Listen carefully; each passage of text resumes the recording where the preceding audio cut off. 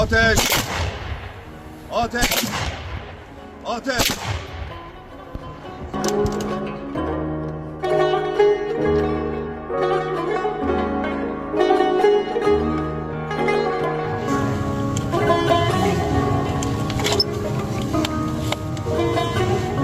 İkinci Qarabağ müharibəsinin şəhidi Feyzullah Fərmanı böyük ehtiramla doğurma İsmail'da qarşılayırıq.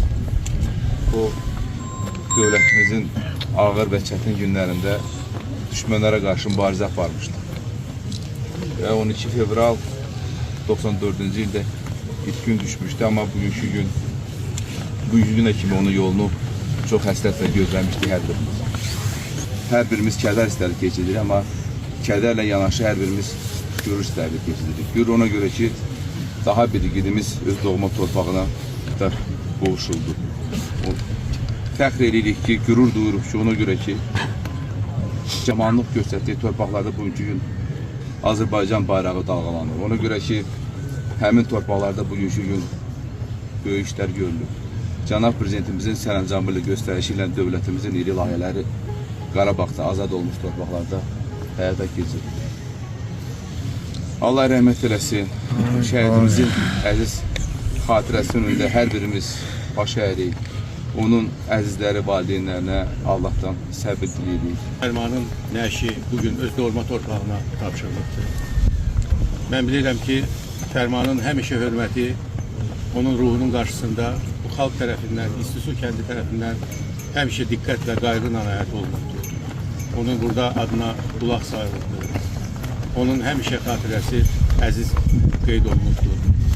Və bugünkü gündə bizim bu tədbirdə bizim gənclərimiz Azərbaycan bayrağını öz əllərində saxlayıblar və onu qaldırırlar bizim başımız üstündə. Azərbaycan bayrağı bugün ərazi bütövlüyümüzü tam təmin olunan, bəs bizim şəhidlərimizin hesabına ərazi bütövlüyümüz təmin olunan bizim azad olan Qarabağ torpaqlarda büyük dalğalanır. Bu cenazede iştirak eden yoldaşlarla çok sağ ol deyirəm, haqqınızı hal edirik, əziyyətlərimizi halal edirik. Yani gözümüz yoldan çəkildi, neçə illərdir gözləyirdik, ziyarət yerimiz oldu. Bütün Azərbaycan şəhidlərinə Allah'tan rəhmət diləyirəm. Əmimizin cənazə dəfnində iştirak edən hər birinə minnətdarlığımı bildirirəm. Mən bu əmim haqqında bir balaca faktları bildirmək istəyirəm xalqımıza. 1994-cü ildə itkin düşmüş Fərman, Azərbaycan ilk 701 sayılı hərbi hissə qurulmuş.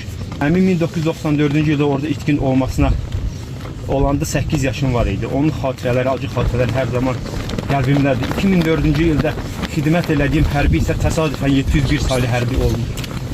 Mən 701 sayılı hərbi hissənin Murov dağı istiqamətində nələrin çəkdiyini, onların canlı şahidi komandirlərin ağzından eşitmişəm.